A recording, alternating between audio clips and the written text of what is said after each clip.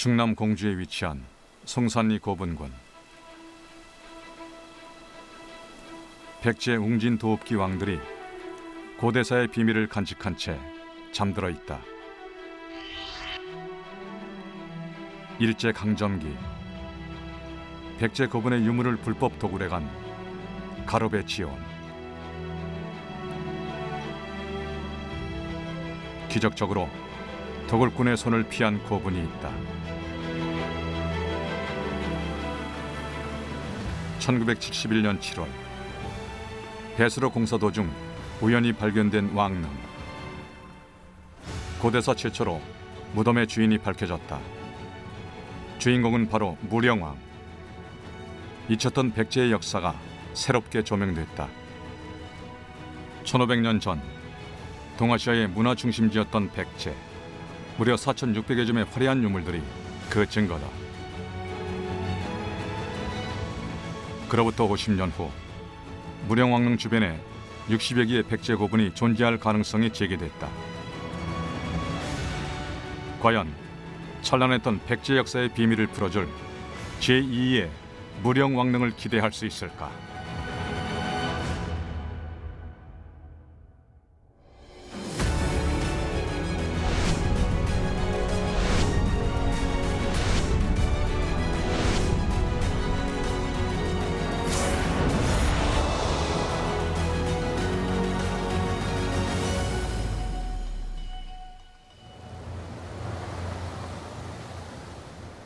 공주의 대표적인 백제 유적. 송산리 고분군을 이야기할 때 빼놓을 수 없는 인물이 있다. 일제 강점기 공주고보 일본어 교사로 1927년 1월 공주의 등장에 해방될 때까지 지냈던 가로배 지온. 고분 발굴에 있어 아마추어와 전문가의 영역을 넘나들었던 가로배는 평양 생활을 접고 엄동설안의 공주를 찾았다. 백제의 고도였던 공주. 도읍지에 대한 기대감은 곧 실망으로 바뀌었다. 이곳이 백제의 옛 도읍 웅진성인가 하는 생각에 낙담이 되었다. 산간을 가로 흐르는 금강의 남쪽 기슭에 지름 3km 정도의 작은 분지가 있는데 사방은 전부 높은 산으로 둘러싸인 채 거기에 작은 읍이 만들어져 있었다.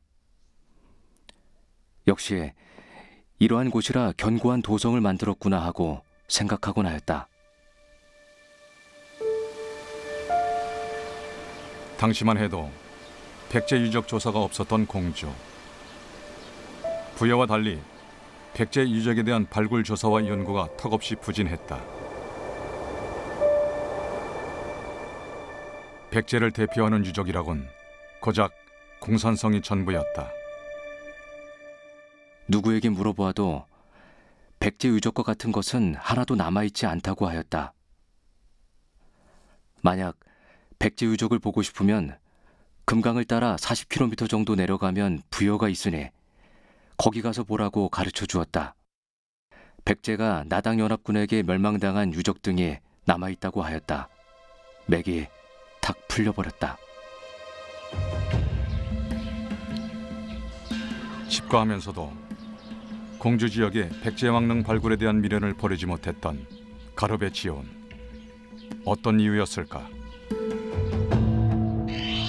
향교의 서쪽에 무덤이 있는데 백제왕릉이라고 전한다는 신증 동국 여지승남의 구절에 주목했다. 가로배 지온은 원래 낭랑 고구려 유적을 조사하고 싶어 했습니다.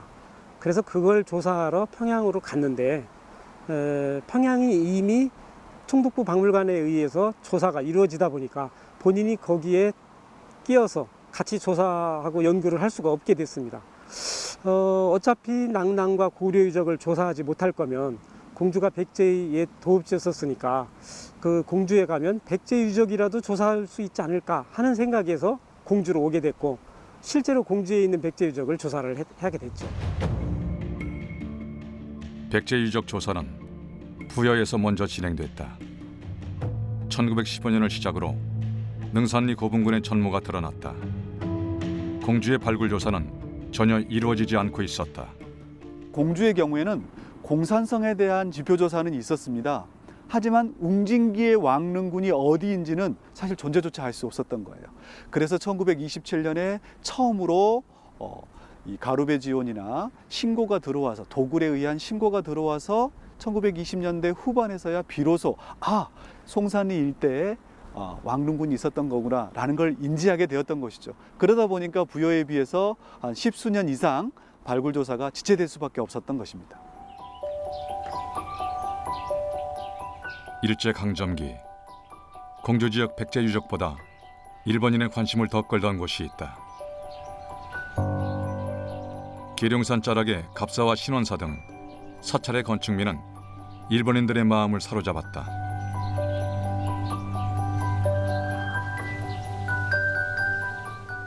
공주 계룡산 기슭, 일제가 주목했던 또 다른 곳이 있다. 조선시대 가마터였던 공주 학복리 요지. 철화 분청사기의 대표적인 생산지다. 학복리 요지가 세상에 알려진 건 1927년 총독부 박물관에서 발굴 조사를 했다. 그렇다면 일본인들은 왜 철화 분청사기에 열광했을까? 그 미의식을 가지고 다도를 하는 그 일본인들한테는 청자나 백사에서 볼 수 없었던 투박함, 회화적이고 자유로운 어떤 그림이 그려져 있는 문양들 또는 거침없이 펼쳐진 그런 필체, 그런 것들이 아마 일본 사람들한테 매력으로 다가오지 않았을까 싶습니다. 백제 유적 조사의 사각지대였던 1920년대 공주. 송산리 고분군은 1927년 3월 초 우연한 기회에 발견되었다. 무덤 주변에서 놀던 아이들이 무너진 천정을 발견하고 석실 안으로 들어간 것이다. 당시 공주의 한 학교에서 공사 중 발견된 벽돌이 골동상을 통해 매매되었다는 점을 미루어 볼 때 유물이 돈이 된다는 것은 만연한 분위기였다고 한다. 이러한 소식은 가르베에게도 전해졌을 가능성이 크다. 뜻밖의 블루오션을 확인한 것이다. 놀라움에 공주를 샅샅이 답사했다. 공주를 중심으로 한 일대 산악, 산릉 등을 한없이 돌아본 결과 1927년 3월에는 공주읍의 서북쪽에 있는 송산리의 구릉 일대에서 제1호분에서 제4호분까지의 고분 4기를 발견하고 이어 공주읍을 중심으로 이를 둘러싸고 있는 구릉에서 한없이 많은 백제의 분묘를 발견하였다. 그런데 일본어 교사였던 가루베가 어떻게 발굴 조사를 할 수 있었을까? 운 좋게도 공주사리가 고분 조사 과정을 엿볼 수 있는 기회가 되었다. 공주 군수는 유적 발굴 조사를 정식으로 요청했다. 의뢰를 받은 총독부 박물관은 1927년 10월에 조사단을 파견하였다. 조사단은 5개의 고분 중 9 1호분과 9 5호분만 직접 발굴 조사했다. 9 1호분 내부는 기역자형으로 북벽보다 남벽이 조금 길게 되어 있다. 비록 도굴된 고분이지만 은재, 과판 등 다양한 유물들이 출토되었다. 9 5호분도 도굴되긴 마찬가지. 천정까지 파괴되었고 덮개들은 현실 내에서 떨어져 있었다. 다행히 토기와 유리구슬 등 유물은 온전했다.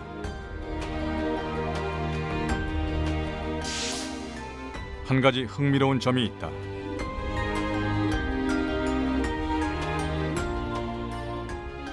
고분의 수와 번호 부여 방법을 두고 총독부 박물관과 가르베의 기준이 달랐다는 점이다.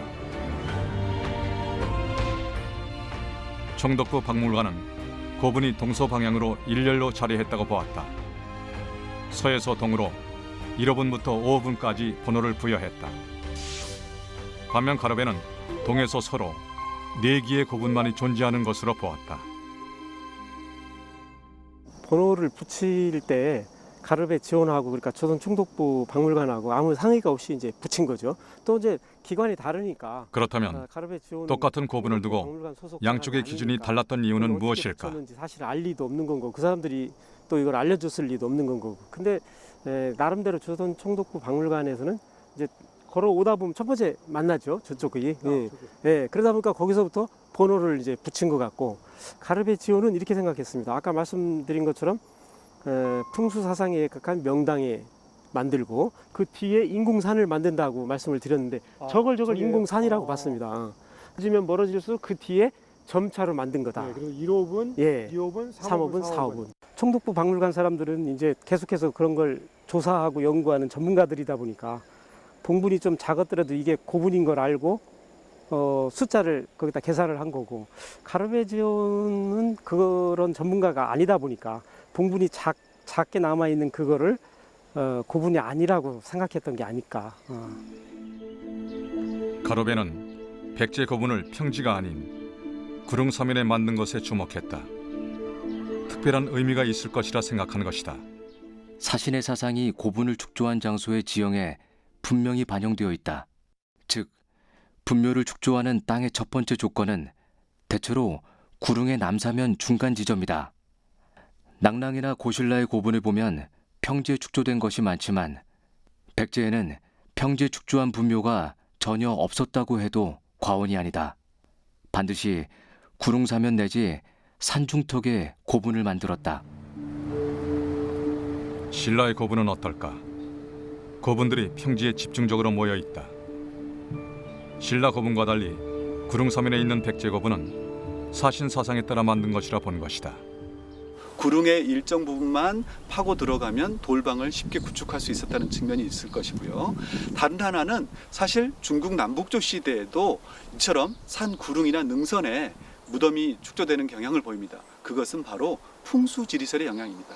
즉 배산임수라고 흔히 알려져 있는 그런 지역의 길지라는 곳을 일부러 선정을 해서 조상의 무덤을 축조하려고 하는 풍수의 영향이 있었던 것이 아닌가 이렇게 생각을 하고 있습니다. 사실은 이제 산 중턱을 파고 이렇게 들어가다 보니까 그 위에 돌방을 만드는데 위에 마운드를 높게 하게 되면 무너져 버립니다. 배산 같은 거다라고. 백제 고분은 왜 신라 고분보다 도굴이 손쉬웠던 것일까? 천여분으로 발굴될 수 있던 거죠. 신라의 무덤은 돌무지 덧널 무덤이라고 해서 목관 위에다가 많은 돌을 쌓아서 실제 도굴이 어렵습니다. 그에 비해서 백제의 무덤은 돌방 무덤을 하게 됩니다. 그래서 입구나 천정의 일부를 뜯으면 사람이 쉽게 진입할 수 있는 거죠. 5년 사이 가로베는 이른바 백제 고분 박사로 통할 정도였다. 1932년 고분 관람을 위한 도로를 개설하다 발견된 5호분. 드디어 조사할 기회가 생겼다. 5호분은 부부 합정으로 보이는 관대 2개가 발견되어 눈길을 끌었다. 벽면은 돌로 촘촘히 쌓아 올렸다. 가장 아래에 있는 관대가 시선을 끈다. 연화문이다. 무령 왕릉에서도 발견된 문이다. 6호분은 가르베가 처음 발견하고 공식적인 조사를 요청했다. 6호분의 배수로가 발견되면서 그 존재가 드러난 것인데 그동안 벽돌 무덤 발견 가능성을 제기해온 터라 놀라지 않을 수 없었다. 내부에 들어가는 곳을 고심했는데 흙을 제거한 결과 낡은 도굴공을 발견하고 조금씩 발을 디디며 현실 안으로 뛰어들었다. 그런데 촛불이 금방 꺼지고 머리가 아찔해졌다. 가스가 충만해 있었기 때문이다. 더구나 현실은 벽돌로 쌓아지고 내 벽에는 벽화가 있는 것처럼 생각되었다. 여기에서 가스 제거 작업을 하는 한편 경성의 후지다 선생에게 타전했다. 터널형 천정 구조의 벽돌 무덤 송산리 6호분. 4개의 벽면에는 사신도가 그려져 있다. 벽돌로 쌓은 벽에 회치를 하고 동쪽에는 청룡, 서쪽에는 백호, 그리고 남쪽에는 봉황의 형상을 한 주작, 끝으로 북쪽에는 뱀과 거북을 하나로 한 현무가 긴 세월을 품고 있었다. 묻혔던 또 하나의 비밀을 발견했다. 벽돌은 중국의 영향을 받은 단서가 된 것이다.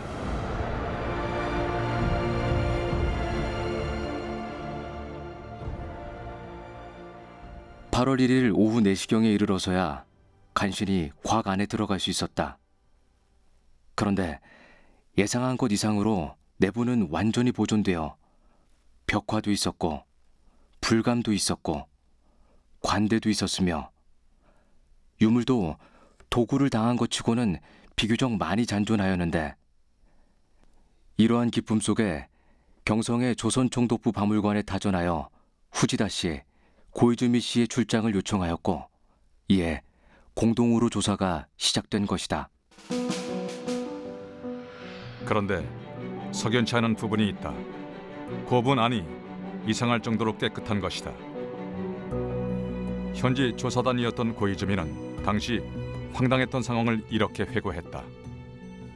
그처럼 온후한 후지다 위원님이 얼굴빛을 바꾸며 경로에 찬 언사를 퍼부으시는 것은 그전에도 그 후로도 본 적이 없다. 그러나 후지다 위원님의 질책은 공주지역의 관계 유력자들에 대한 것이 아니라 그들 중에 아무런 내색도 않고 설명진에 참가하고 있던 특정 인물에 대한 것이라는 것을 우리들은 알 수가 있었다. 특정 인물은 바로 가로베 지온.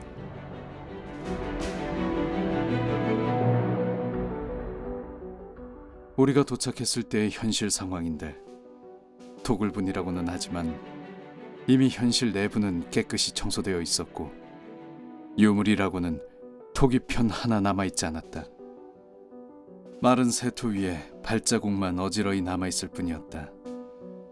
관대 상면의 벽돌은 대부분이 떨어져 나갔고 관대 주변과 연도 서쪽의 바닥면에 깐 벽돌도 파헤쳐져 있었는데, 이는 도굴꾼이 유물을 찾기 위해 그런 것이 아니라 오히려 관대와 현실 바닥면의 구조를 조사하기 위해 행하였다고 보여질 공산이 컸다. 맨 처음에 무덤 안에 들어왔던 가르베 지오는 이 도굴된 고분이지만 적지 않은 유물이 거기 있었다고 돼 있고, 나중에 연락을 받고 들어온 총독부 박물관 직원들은 본인들이 들어왔을 때 이 무덤 안에 이미 유물들이 아무것도 없고 깨끗이 청소까지 돼 있었다고 하는 걸 보면, 원래는 그 안에 어떤 형태로든 무덤 안에 유물이 있었던 거고, 그걸 총독부 박물관 사람들이 조사하러 오기 전에 가르베가 어떻게 손을 댔던 게 아닐까. 1927년부터 1932년 사이 수백 개의 백제 고분을 발굴 조사해온 가로베 지온. 그에게 공주는 화수분 같은 곳이었다. 그렇다면 무령왕릉은 어떻게 도굴을 피할 수 있었을까? 백제 고분에 대한 남다른 해석 덕분이었다. 가르베는 그 백제 무덤이 사신사상에 입각해서 만들어졌다고 봤습니다. 그래서 좌청룡 우백호에 해당되는 맥 가운데 무덤을 만들 때, 그렇게 되다 보니까 무덤 뒤에 이제 현무에 해당되는 조산이 있어야 되는 거죠. 인공산이. 그래서 이 무령왕릉을 6호분을 만들기 위한 현무에 해당되는 인공산이라고 봤습니다. 그래서 그걸 조사를 안 했죠.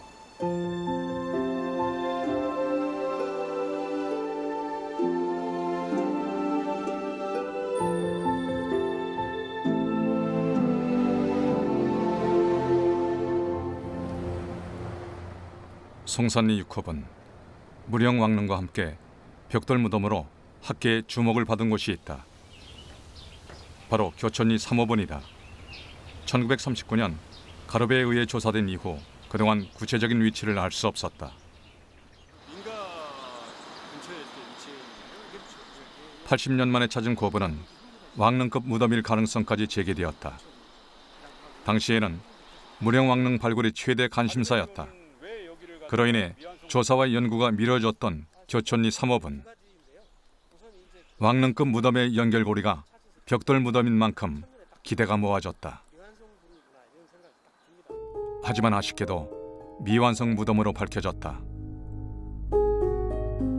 벽돌 무덤으로 축조된 것은 분명하다. 그런데 무덤 한쪽이 무너져 있다. 도굴과는 다른 양상이다.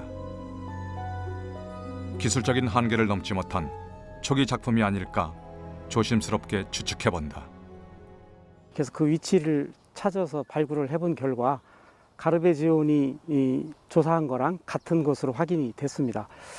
그래서 남아있는 형상을 보니까 동벽, 서벽, 북벽은 어느 정도 원래의 모습대로 남아있고 남벽은 그 대신에 아무것도 쌓지 않은 형태로 남아 있었습니다. 그래서 이런 형상으로 놓고 봤을 때 이 교촌리 사모부는 처음부터 다 완성하지 않은 게 아닌가 이렇게 생각이 됩니다.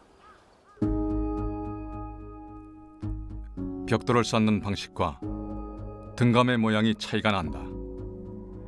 교촌리 사모부는 비록 그 미완성 형태로 이제 발견되기는 했지만 가르베지온이 얘기한 것처럼 이것이 맨 먼저 만들어지고 이어서 6호분 무령왕릉으로 이제 이어졌다고 한다면 처음에 받아들일 때는 실패를 했지만 그 실패를 거울 삼아서 또 연습하고 해서 6호분과 무령왕릉과 같은 이런 완성된 고분을 만든 것 같아서 그런 점에서 큰 의미가 있다고 생각이 됩니다. 역사의 뒤안길로 사라질 뻔한 백제의 옛 도읍지 공주. 발굴과 도굴 사이에서 줄타기를 하던 1920년대와 30년대. 논란의 중심에는 가르베지온이 있다. 무려 1000여 개의 고분을 직접 확인했고 그중 100여 개는 실측 조사까지 한 가르베. 백제의 유물을 반출했음을 보여주는 결정적인 증거가 있다. 소장품들은 놀랍게도 일본에서 발견되었다. 도쿄 제실박물관, 현재 도쿄 국립박물관입니다. 1931년도, 1932년도에 유물을 여러 점 샀습니다. 그 가운데에 백제 고분에서 출토된 유물들이 포함되어 있어요. 근데 그 토기 바닥에 보면 가르베지온이 가지고 있었던 것이다, 이런 기록이 있습니다. 그런데 그 메모를 보면 1931년도 10월 달에 가르베지온이 이 공주 주변에 있는 백제 고분에서 사사로이 발굴한 것으로 기록이 되어 있어요. 그러니까 1931년 10월 달에 도굴을 해서 1932년도에 도쿄 제실박물관에 팔은 것인데요. 바닥에 상세하게 적힌 품명과 발굴지, 그리고 날짜. 1931년 10월 공주 부근에서 발견된 백제 톡이라고 분명히 적혀 있다. 와세다 대학에 기증한 유물에서도 가르베의 흔적을 찾을 수 있다. IGH 컬렉션에 들어있는 백제 토기 가운데 자그마한 항아리, 그 다음에 얕은 접시에 다리가 3개 달려있는 삼족 토기가 있습니다. 그 토기 바닥에는 그 토기의 입수 내력 같은 것이 기록으로 남아 있는데요. 당시에 그 메모가 현재 토기에 부착되어 있는 것을 본다면 인쇄를 했습니다. 인쇄를 한 프린트물 위에 만년필로 가르베지온이 메모를 했습니다. 대개 1932년, 1933년에 공주 지역의 백제 고분에서 발굴했다, 이런 기록이 있고요. 분명히 공주에 있는 고분에서 발굴된 것, 아마도 도굴이죠. 도굴된 것이 분명하고 그것이 불법 반출된 사례라고 할 수 있겠습니다. 백제 토기를 수집한 시기는 모두 1930년에서 32년 사이. 공교롭게도 가르베가 활발하게 무단 발굴을 했던 시기다. 가르베지온은 고고학적 훈련이 전혀 되어 있지 않은 사람이었어요. 이제 그런 사람이 그야말로 아마추어죠. 그 아마추어가 공주에 있는 고분 300여 개를 발굴했다. 본인은 발굴했다고 합니다만 실제는 도굴이나 마찬가지입니다. 무덤의 뚜껑돌을 열고 안에 있는 유물을 수습해서 정식적으로 학계에 보고하는 것도 아니고요. 그것을 사사로이 개인이 처분하거나 혹은 기증하거나 혹은 대리인을 내서서 판매를 하거나 그렇게 한 것이죠. 해방 직전 가르베는 강경여중 교장으로 발령받는다. 강경으로 간 후에도 공주 지역 유적 답사는 줄기차게 이어졌는데 해방이 되자 비로소 문제가 생겼다. 그래서 그 해방이 되니까 그걸 우리 공주분들이 여기 쫓아왔어요. 쫓아와서 보니까 이미 가르베는 떠난 다음이고 이 교장실이고 뭐고 다 뒤져보고 아무것도 없는 거예요. 그래서 그 뭐 들리는 얘기로는 부산까지 쫓아갔는데도 놓치고 말았다, 일본으로 떠난 다음이었다, 이런 얘기가 있었는데, 해방 후 공주 주민들은 가로베가 가져간 백제 유물들을 돌려받기 위해 미 군정청의 협조를 구했다. 하지만 모든 것이 수포로 돌아갔다. 재빨리 일본으로 돌아간 가로베는 가져온 것이 전혀 없다고 한 것이다. 미 군정청을 통해 신병을 요청했지만 이 또한 거부되고 말았다. 유물 반환은 결국 허사가 되었다. 도쿄 국립박물관에 우리 문화재를 기증한 오구라 다케노스케. 가로베가 수많은 유물을 빼돌리는데 결정적 역할을 한 문제적 인물이다. 2006년 공주의 뜻밖의 기증품이 도착했다. 웅진기 백제기와 4점, 가로베 유족이 기증한 것이다. 과연 4점뿐일까 하는 의문도 잠시 역사의 실타래를 푸는 중요한 단서가 되었다.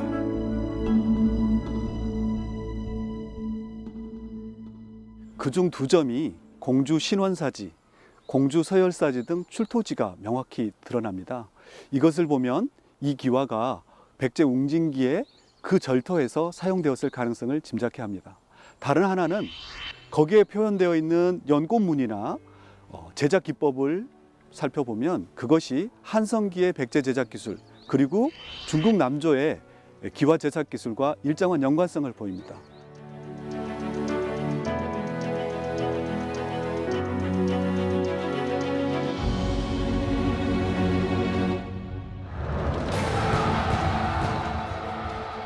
고구려와 치열한 패권 다툼을 했던 백제. 근초고 왕은 고구려의 평양성을 공격한다. 이때 고구려의 고국 원왕이 화살에 맞아 전사. 백제는 큰 승리를 거둔다. 백제의 원한이 깊었던 장수왕. 475년 백제의 위례성을 공격했다.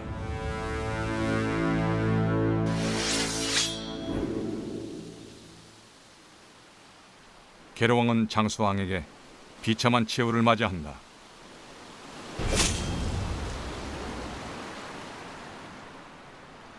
수도 한성은 함락되고 한성 백제 시대는 이로써 막을 내렸다.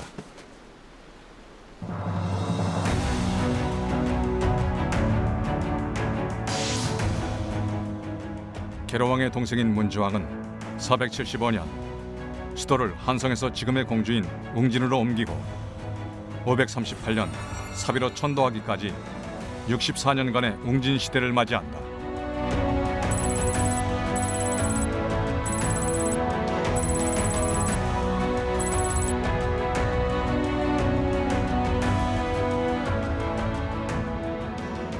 그런데 문주왕은 왜 하필 웅진으로 천도했을까?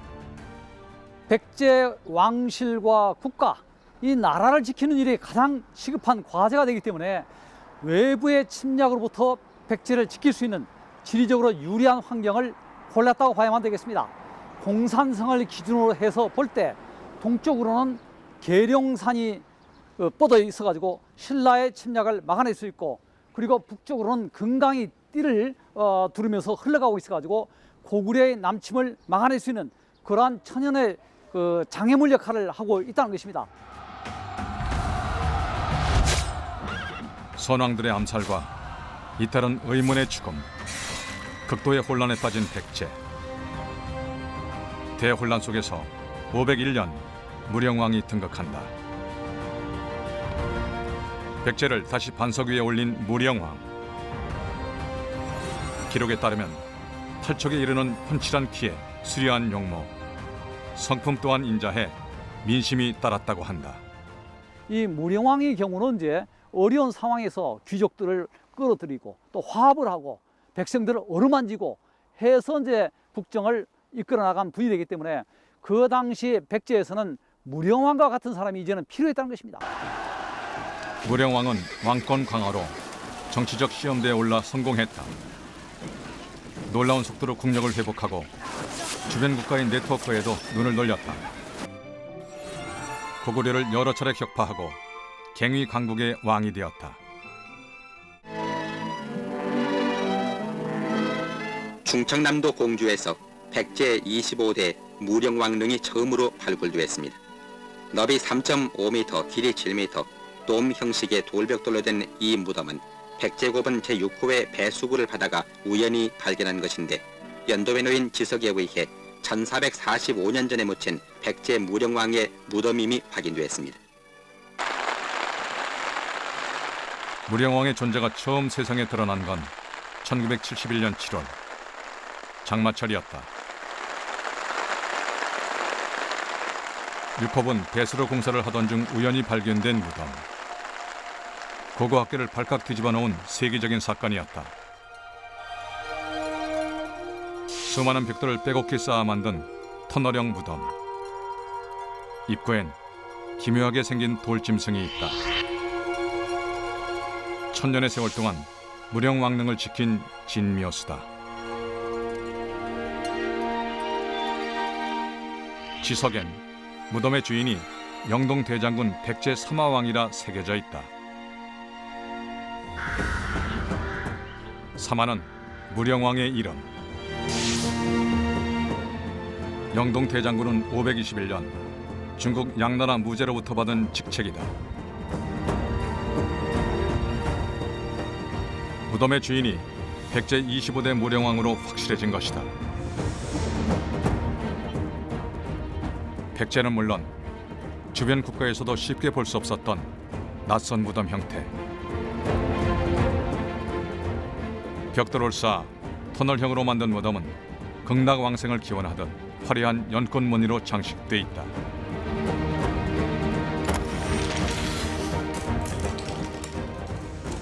당대 동아시아 최고급 묘제였던 벽돌 무덤. 연꽃 등 다양한 무늬가 새겨진 벽돌을 차곡차곡 쌓아 올렸다. 왕과 왕비가 합장된 무덤에선 무려 108종, 4,600여 점에 이르는 부장품이 쏟아져 나왔다. 이 왕릉 안에는 그 당시 백제의 최고 기술과 또 능력이 갖춰져 있는 부장품이 들어있는 것입니다. 백제 최고 공예 미술이라든지 또 백제인들이 공을 들여서 만든 최고의 물품을 무령왕릉 안에서 만날 수가 있다는 것이 되는 거죠. 무령왕릉의 유물이 전시돼 있는 국립공주박물관.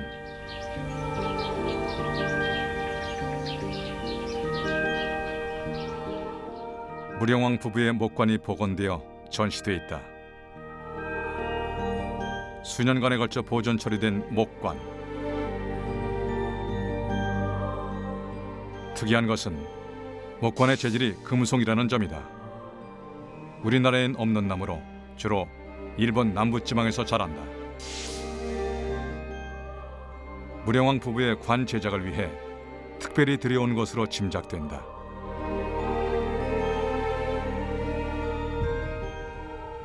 무덤을 지키는 돌짐승, 진묘수. 뿔과 날개가 달린 이 상상의 동물은 중국의 것과 닮았다. 가장 놀라운 유물은 무덤의 주인이 누구인지 알려주는 지석. 무덤에 들어간 고고학자들이 가장 깜짝 놀라게 한 것은 바로 지석이었습니다. 무령왕릉에서 발견된 지석은 작은 사각형 각섬석이라는 약간 녹색을 띤 작은 돌이지만 그 안에는 무덤의 주인, 그리고 언제 매장되었는지, 그리고 백제의 상장례를 알려주는 중요한 내용이 들어있기 때문에 이 무덤의 전체적인 가치를 굉장히 높이는 역할을 합니다. 무덤의 주인을 아는 것은 왜 중요할까? 신라 고분에서 그 답을 찾아본다. 경주시내 한복판에 위치한 대릉원. 1973년 천마총이 발굴되었다. 독을 흔적 없이 발굴돼 엄청난 신라 유물이 나왔다. 하지만 무덤의 주인은 알 수 없었다.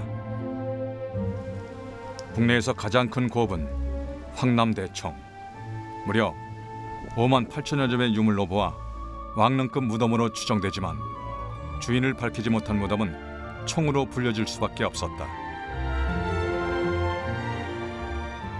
무령왕릉은 삼국시대 중 유일하게 무덤의 주인이 밝혀졌다. 통나무 기둥으로 유적의 존재를 드러낸 이곳에서 연꽃무늬 기와가 출토되었다. 궁궐에서나 나올 법한 유물이다. 이곳의 비밀은 무령왕릉의 지석에 있다. 서쪽 땅에서 장례를 치렀다는 문장이 눈에 띈다. 다른 면에는 매직권이 새겨져 있다. 두 가지 단서가 가리키는 것은 무엇일까? 왕궁인 공산성을 기준으로 서쪽은 놀랍게도 정지산이었다. 무령왕과 왕비의 빈전으로 추정되었다. 지석 제3면에 있는 내용을 통해서 볼 때 현재 공산성에서 서남쪽이 바로 이 송살리 고분군 무령왕릉이 될 것 같고요. 그러면 공산성에서 바로 서쪽, 그 서쪽이 어딘가를 이제 따져보았을 때 공산성 서문에서 서쪽 방향을 보면 대부분 다 금강 또 제민천변이 되겠습니다. 서쪽에 유일하게 뭔가 의례를 거행하거나 사람이 살 수 있는 공간이 정지단밖에 없어요. 그래서 무령왕릉 지석에서 보이는 신지와 유지라고 하는 방위를 계산해 보면 바로 신지가 무령왕릉, 유지가 바로 정지산 이렇게 되는 것 같습니다. 주변국과 교류가 활발했던 무령왕 시대. 중국 양나라의 화폐 오수전. 백제와 중국과의 활발한 교류를 짐작할 수 있다. 좌우 대칭을 이루는 장식은 일본 후지노키 고분에서 출토된 금동관과 닮았다. 무령왕비 금동신발과 일본의 금동신발 역시 제작 기법이 유사하다. 무령왕 허리춤에서 발견된 무력의 상징 환두대도. 둔궁 고리 안의 용문양은 주인이 최고 권력자임을 의미한다.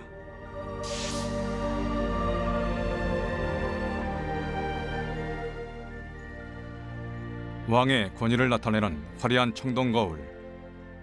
무령왕릉에서 발견된 청동거울은 일본 에다 후나야마 고분에서도 출토되었다. 다양한 유물들은 백제와 일본이 긴밀하게 교류했음을 보여준다. 화려한 무늬가 표현된 동탁은잔, 두 마리의 용이 연결된 팔찌. 유물들은 백제와 중국 양나라 관계를 짐작할 수 있다. 무령왕이 다시 백제를 강한 국가로 일으켜 중흥을 이루었다는 물질적인 증거들이 무령왕릉에서 도굴되지 않은 채 기적적으로 발견이 되었습니다.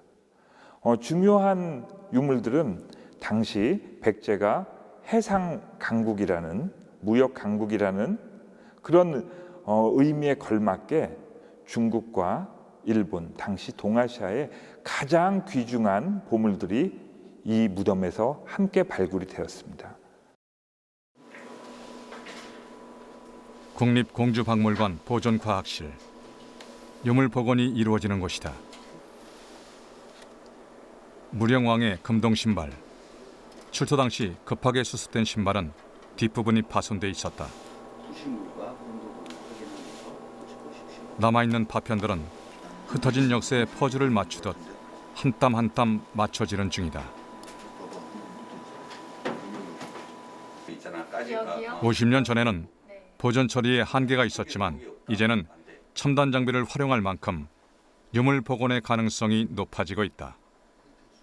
1980년대 보존 처리가 이루어졌지만 일부 복원되지 않은 부분이 있었습니다. 최근 바닥에서 수습된 유물을 정리하면서 금동신발 일부 편이 확인되어 이를 보존 처리를 통해 복원할 계획입니다. 화려한 문양과 섬세한 세공 기법이 돋보이는 무령왕비의 금동 신발. 수준 높은 백제의 공예 기술이 돋보인다. 발견 당시만 해도 일부 금속품의 녹처리가 잘못돼 원형이 훼손되기도 했다. 하지만 연구진들의 집요한 복원 과정을 통해 미세하게 남아있는 직물까지 분석해 1500년 전의 부장품을 완성했다.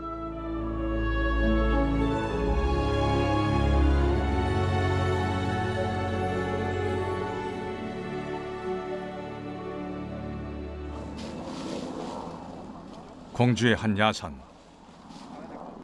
성산리 고분군 주변에 고분 60여 개의 존재 가능성이 제기됐다. 국립부여문화재연구소 지표조사 도중 유물 하나가 발견되었다. 야산에서 발견된 벽돌. 중방이라는 글자가 적힌 벽돌은 무령왕릉에서도 사용된 것이다. 크기와 글자의 위치를 볼 때 무덤방 벽면에 세워 창살 모양을 장식한 것과 유사하다.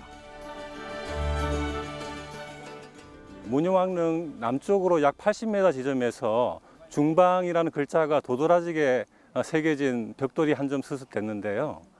이로써 이 일대에 문영왕릉이나 6호분과 같은 벽돌 무덤 또는 5호분이나 이번에 조사된 29번처럼 현실 바닥이나 관대 또는 그 현문 폐쇄 등의 벽돌을 이용한 그런 돌방 무덤의 그 존재 가능성을 조심스럽게 추정해 볼 수 있겠습니다.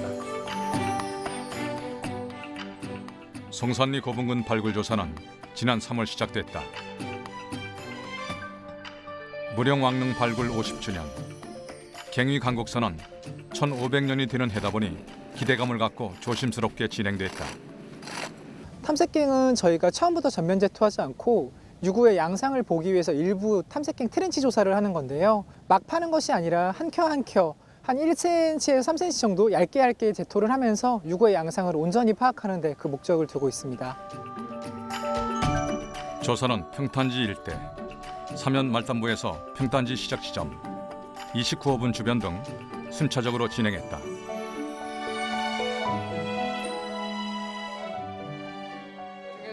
북벽과 서벽 그리고 굴강 라인이 일부 확인. 지난 6월 29일 발굴조사 학술자문회의가 진행되었다. 6호분으로부터 남서쪽으로 약 10m 떨어진 29호분. 아쉽게도 천정을 비롯한 상부는 모두 유실되었다. 하지만 각계 전문가들은 술렁이었다. 무엇 때문일까? 무덤 하부는 가로 3.5m, 세로 2.5m, 6호분보다 규모가 크다. 바닥은 벽돌을 빽빽이 깔아놓았고 벽은 사암과 화강암을 깎아 쌓아 올려 벽돌 무덤과 돌박 무덤을 절충한 독특한 구조라는 것이다. 연화문과 중방명 명문전도 발견됐다. 왕릉급으로 추정할 수 있는 단초다. 29호분은 이미 1933년 가로배에 의해 무단으로 파헤쳐졌다. 청도포 박물관 고적조사 담당자가 왔을 땐 고분안이 파괴되어 비어 있었다. 도굴로 가려진 웅진 백제시대의 수수께끼. 29호분은 풀 수 있을까? 오늘 발굴의 제일 큰 성과는 29호분의 위치, 정확한 위치가 이제 확인이 됐고 그 고분을 만든 축조 기법도 알 수 있게 됐다는데 우선 1차적으로는 큰 의미가 있지요. 석실 축조 기법은 보니까 한성기 석실 축조 기법하고 같아요. 웅진기까지만 해도 석실의 축조 기법은 한성기 기법을 그대로 따랐다는 것이 이제 오늘 제 확인이 됐어요.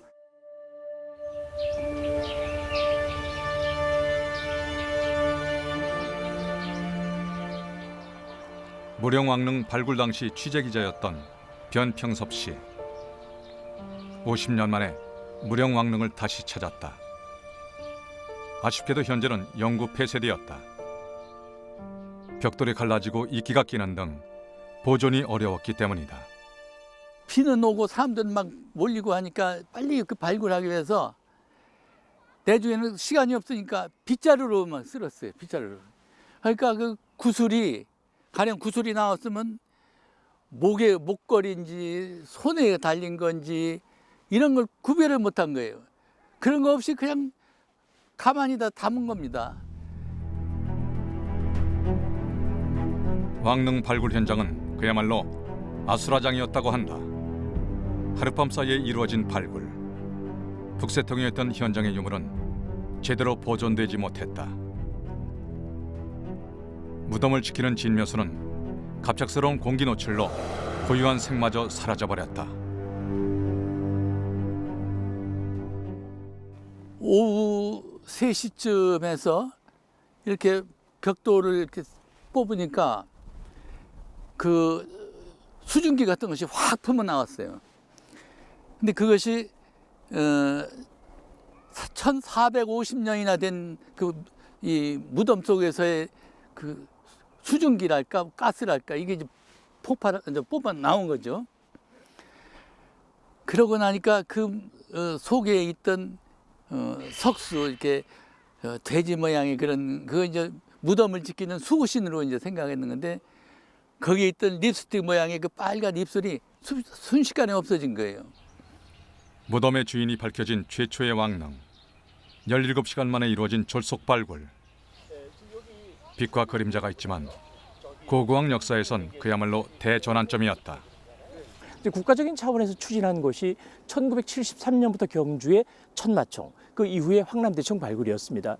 충분한 준비, 또 발굴 모든 과정을 촬영을 하고 기록을 하고 메모를 남기고 그렇게 했던 것입니다. 그래서 결국 이 무령왕릉 발굴 자체가 한계를 가지고 있었지만 그 이후에 한국 고고학이 발전하고 특히 한국 고고학 발굴이 진전되는데 일정 정도 기여했다, 이런 말씀도 드릴 수 있겠습니다. 백제는 여전히 수많은 수수께끼를 품고 있다. 29호분 발굴을 시작으로 우리는 또 어떤 길을 걸을 것인가? 이곳에서 제2의 어떤 웅진기의 왕과 왕비의 무덤이 발견된 가능성은 충분히 있다고 생각하고요. 그 외에도 어떤 백제의 능원제를 보여줄 수 있는, 예를 들면 제사를 준비하던 시설이나 혹은 제사를 위해서 머물렀던 그런 공간과 같은 것들이 함께 밝혀지는 것도 매우 중요한 가치를 갖는다고 하겠습니다.